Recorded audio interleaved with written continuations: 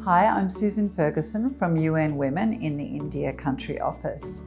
Today I'll be talking to you about what does gender inequality look like in the world today and some of the trends associated with that. So the first question really is, what does gender equality look like at the moment? And I have to say it looks distant and bleak. Globally, over 380 million women and girls live in extreme poverty, living on less than $1.90 per day. If current trends continue, more women and girls will be living in poverty by the year of 2030 than they do today. The World Economic Forum declared that it will take 132 years to close the global gender gap at the current rate of progress. UN Women and the UN Department of Economic and Social Affairs estimate that it may take another 286 years to remove some of the discriminatory laws prevailing in legal protections for women and girls. The pandemic, of course, has reversed many of the gains that were being made on gender equality. And this is especially true for women and girls who also have other levels of vulnerability due to class, caste, ethnicity, religious background, experience of differing abilities, and poverty level. 44 million women and girls have been forced to flee their homes due to climate change, war, conflict, and human rights violations. Funding for gender equality is not keeping pace either with the severity of the challenges that women and girls experience. Just 4.6% of official development assistance is deliberately funded and targeted at women's empowerment. Closer to home in the Asia and Pacific region, around 65% of women work in the informal and unprotected economy, and they have little or no healthcare, sick leave, or social security protections. This leaves women less able than men to absorb economic shocks, such as we have been experiencing and we continue to experience at the moment. Women in Asia and the Pacific work much longer hours in paid and unpaid domestic work, especially compared to other regions. On average, they work 7.7 hours, of which 3.3 hours are paid, compared to the world average for women of 7.5 total hours, with 3.1 hours being paid. According to UNFPA, while globally 1 in 3 women on average have experienced sexual and/or physical violence from an intimate partner, within the region, the incidents range from 15%, which is good news and below the global level, but to 64% in some countries in the Pacific. Of course, there are bright spots. We know through this work that fiscal boosts have been provided for maternal and child health, nutrition, and social services. On private finance, India also has mobilised more than $5 billion of impact investments that are focused on addressing health, hunger, clean energy, education, gender equality, and sanitation under the guiding principle of leaving no one behind. So there are many such examples in South Asia and around the world, but these examples we can learn from and take to scale.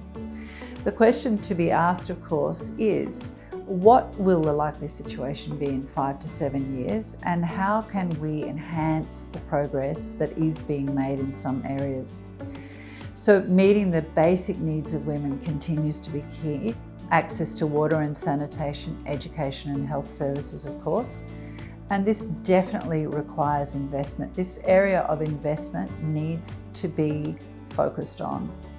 It requires government investment using, of course, gender-responsive budgeting and other tools.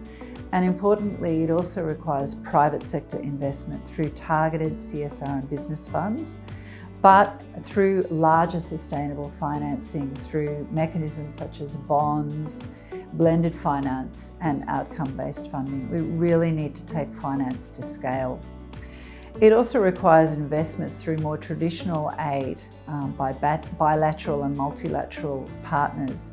This is a difficult ask in the gloomy economic environment worldwide, but nevertheless, Financing for this development is key to reaching people in all parts of the world and in turning around some of the economic problems faced by all of us. We need concerted efforts from all stakeholders to transform the global economy and the financial architecture. We can invest in the care economy. Simulations show that increasing this kind of investment will not only increase maternal employment and bring back women into the workforce, it will result in a total of 475 million jobs by 2030. Post-pandemic, we need to address health inequities and invest in mental health. We need targeted and decent employment and wage-based work to be expanded with greater investments in supporting women-owned enterprises. As agricultural benefits are tied to land ownership, there's a need to recognise women farmers and enhance their rights and unlock land ownership and access to economic assets. We need to strengthen data systems so we understand more what are the issues and what are the policy levers for change. We also need digital solutions, of which there are many on the menu nowadays, but they need to be designed accounting for the differential needs of women and men, and women particularly experiencing different intersectionalities. We need to close the digital divide urgently. In a world where artificial intelligence and IT innovations are radically transforming our lives in all aspects, we really risk deepening and perpetuating the current inequalities many times over unless we close this gap. We need to make sure the huge investments in infrastructure take account of women and girls' needs. How women use transport, access to services, how they participate in public life really needs to be a part of the planning process for infrastructure development.